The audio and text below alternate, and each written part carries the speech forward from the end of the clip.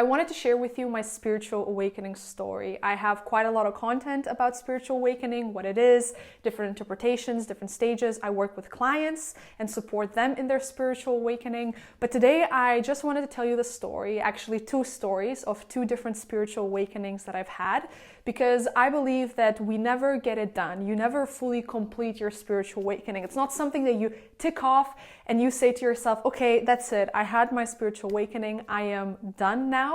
I believe that it comes in stages throughout our whole life. Sometimes it's more intense, sometimes it's less intense, sometimes it lasts a couple of weeks, other times it can last years or decades. So I wanted to share with you my story, and hopefully you're able to recognize some of my experiences in your experiences, or if the only thing that you get out of it is that you are not alone and you are not crazy, perhaps that helps you feel a little bit more at ease as well. I do have to preface by saying that I got involved in mindfulness and spirituality quite young.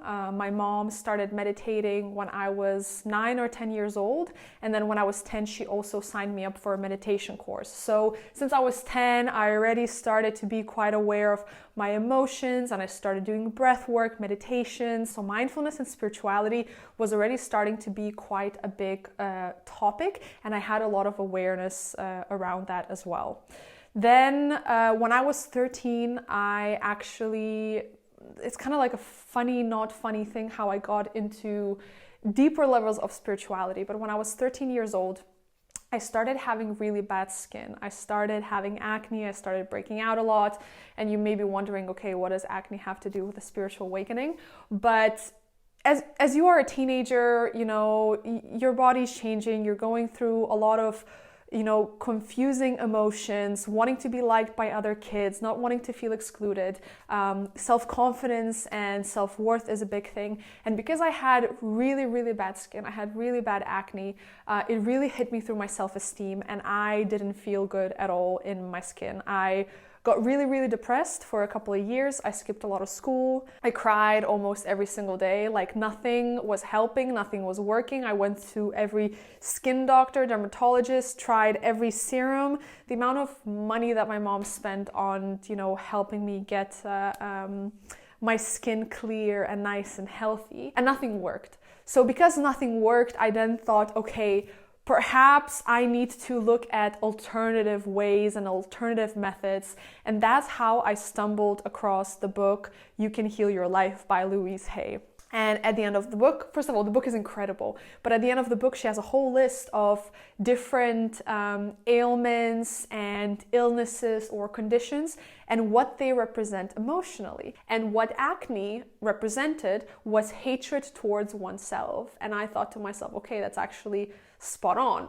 But is it the chicken or the egg? Is it that I hate myself because my skin is bad, or is my skin bad because I hate myself? So that was my first bigger step into the world of mindfulness, consciousness, spirituality. I started doing a lot of work based on Louise Hay's teachings, and then I got into more books about Dr. Wayne Dyer and Abraham Hicks. My meditation practice deepened, and this was my first initiation, I would say, into deeper spirituality and a deeper spiritual awakening. For a 13-year-old, I was very aware. I was already working with law of attraction and manifesting things, and I started working on my abundance and wealth mindset, because I understood that your thoughts affect your reality. So it was just a lot of groundwork that was being laid when I was 13 and 14 years old. So I would say this was my first initial spiritual awakening, going through this painful experience of my skin being really bad and having a lot of negative emotions towards myself. And because nothing was working, I decided to turn to something else, which was spirituality, and then working really with energy and working on my consciousness, so to say. Now that was done, I turned 18, 19, 20, I was living in New York City, everything was great. Mindfulness, spirituality, consciousness, it was all part of my day-to-day life, but I kind of felt like there was nothing too much that I needed to do, because I had a practice, I was still reading a lot of spiritual books. I was mindful. Universe and spirituality was just part of my day-to-day life, so to say, but there was nothing really deeper or anything more that I needed to do. That was until I turned 22, I believe it was. And then around 22, 23 years old, that's where I started having a dark night of the soul. So this was my second spiritual awakening, but it lasted way longer. If my first spiritual awakening lasted about a year and a half, my second spiritual awakening, the dark night of the soul, actually lasted 3 years. It was the most difficult, painful, and just exhausting experience of my life. Now that I've been out of it for about a year and a half, I'm reminded how good things can feel and that I didn't lose my joy. But it all started late 2019. Actually, no, not late 2019. It started 2020, around summer of 2020. I started going to therapy, which meant that certain things that I have not touched or looked at started to kind of like be poked. And through those 3 years of going through the dark night of the soul, I felt crazy. I've talked about this in my previous videos. I felt crazy. I felt insane. I thought I was losing my mind. At one point, I was convinced that I had a personality disorder. My psychologist then confirmed, no, I don't have a personality disorder. It's just that a lot of things were being shaken up, so to say, and I was restless, sad, angry, disappointed. There was very little joy in my life. I was in a relationship at the time as well for the whole 3 years, and it felt like that relationship was my dark night of the soul relationship, because this person came into my life just as I was entering into the dark night of the soul. And then as my dark night of the soul was finishing, that's when the relationship ended. And I felt like this relationship was a container, a big container for my transformation, because it poked at every single childhood trauma that I had, every single fear that I had. This relationship really was like my dark night of the soul relationship, because there was a lot that was being moved through me through this other person. So it was a very, very difficult time. There are moments when I was happy and excited and life was good. You know, I changed jobs during this time. I was still doing my studies. I went to some really cool events and I was involved in some really great projects. So there are pockets, obviously, of happiness and joy and travel and really fun experiences. But when I zoom out, really the main overarching theme was that I was just sad, angry, confused, and exhausted. I cried so much. I had a lot of panic attacks. I couldn't regulate my emotions. I felt like I was losing my mind. I felt like 2 or 3 different people were living inside of my head. It was a very, very dark time. I knew that this was happening for a reason, because I knew that I needed to go through this transformation, and at the end of it, I would be a completely different person.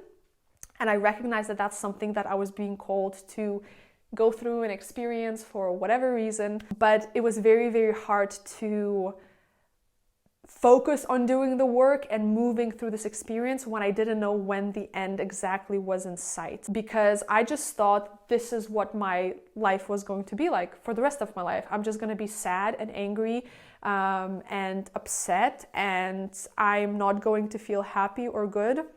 I had no energy as well, and I'm somebody that's really healthy. I exercise a lot. I have a really healthy lifestyle, but I had no energy for a really, really long time. I do need to say that if you are going through this experience currently, or you feel like you might be going into a spiritual awakening, don't be so hard on yourself and really be patient with yourself, because if we're focusing, let's say if we're talking energetic terms right now, this deep cleansing, this deep transformation, it costs a lot of energy.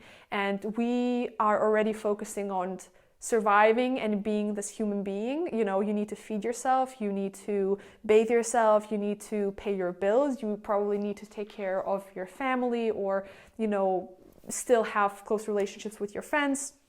and still have certain hobbies that you want to do. So there's a lot that goes into the maintenance of being a human being, and then you slap a spiritual awakening on top of it and you just feel depleted. I felt at least like there was nothing else that I could focus on except getting through this spiritual awakening that I was going through, because it was costing so much energy and because it was so difficult. But after 3 years, I started to feel lighter. Everything that I had gone through, everything that I had worked on with my spiritual teacher, with my therapist, everything started falling into place, and I started to see a bigger picture. And that's also where the decision needed to be made for my relationship to end. And as the relationship was ending, I felt like it was the closing of my dark night of the soul, because the ending of the relationship felt like a final, I don't want to say test, but it almost felt like an exam that I needed to do or to pass to show myself that I have gone through everything and I've actually learned something, that I was now prioritizing myself. I was not, putting myself down, and I actually knew what was important and which direction I wanted to take. So this relationship ending was a very, very symbolic with my dark night of the soul experience coming to an end as well. And now that I have been out of the dark night of the soul, or have been, let's say, out of my spiritual awakening for the last year and a half, so many beautiful things came into my life. I feel like a completely different person. I still have, I'll get anxious, I'll get stressed, but there's nothing to the degree of how I felt during the awakening process, how crazy I felt, how it felt like there was so many different people or voices living in my head. It really got to a dark place. I made a video about this earlier, talking, can you get stuck in the dark night of the soul? And yes, you can get stuck. And I got stuck in quite a dark space for a while, where I felt like I didn't see a way out. And I was just like, okay, this is where I belong. I belong in this dark space, and I'm no good. And my whole life is just going to be suffering. And this is, how it needs to be. But again, with my teacher, my psychologist, I was reminded, no, don't get stuck in this like self-loathing and feeling like a victim. You need to keep moving through these emotions. And I kept moving and moving and moving, and finally there was a light at the end of the tunnel, when I didn't even know if there was a light at the end of the tunnel. The experience was very, very intense. And again, I had laid the groundwork. I was aware of, spirituality, everything that's going on, the awareness. I was already doing work on myself, but this dark night of the soul, or the second awakening that I had, took it to a completely another level, where I am forever changed. The whole 3 years feel like a dream, because I think in a sense it was traumatizing and it was very, very difficult. So I think a part of me is like trying to block out the emotional experience and what it felt like. But I kept video diaries throughout the whole experience. I've been keeping video diaries for 12 or 13 years now, but I kept a lot of diaries during this experience too. And when I go back and watch it, it really breaks my heart, because I was in so much pain. I was so unstable in myself. And there was just so many difficult emotions. So now that I'm on the other side of it, I'm incredibly grateful. I'm so grateful that I went through this experience. I see the reason and I see the why now, and I see the purpose in it. But I'm also not naive to say that that's it. I went through my spiritual awakening. I checked it off. It's done. I know that I will keep going and I will keep evolving throughout my life. Maybe I'm going to have another spiritual awakening for 2 or 3 months on a specific topic, and something that's going to hit me quite hard and I'm going to have to move through. But I do think that when it comes to our consciousness, our evolving, we never get it done. It always comes in phases. It comes at different stages in our lives. It comes when we least expect it. As much as I don't want to say that, but these things really come when we least expect them, and you feel like you're being thrown into this awakening. And of course, there's so many questions. Why does it happen? If you didn't ask for it, why you go? It's a lot of different questions that are coming up too, but just for the sake to keep this video not 1 hour long, if you are going through this experience, you are not crazy. I just want to write it down on a banner. I want to shout it from the rooftops. You are not crazy. You are not crazy for having dark thoughts. You are not crazy for feeling the way you feel. You are not crazy for the fact that other people don't understand you, and then you're wondering, is there something wrong with me? There's nothing wrong with you. There's a reason you're going through this, and just know I've gone through this. I support people that are going through this, and they also feel alone, and they ask me the same questions, and I say, listen, I felt the exact same way. It's normal. We just need to keep moving through these emotions. So I really commend you. I am here to support you. If you have any questions, please let me know in the comments below. And also, I am launching a course very soon. It's not a long course, it's an audio course for 10 days to support you through your spiritual awakening with a lot of different tools to help you regulate your emotions, understand what you're going through, and interpret your experiences. So if you are interested, if you'd like to sign up for the course, I will leave the link in the description as well. But until then, if you have any questions, please let me know in the comments. I'll be answering all of your questions, and I hope you found this story useful. Perhaps you saw a lot of your experience in my experience. I'd love to hear from you, and I will see you in the next video.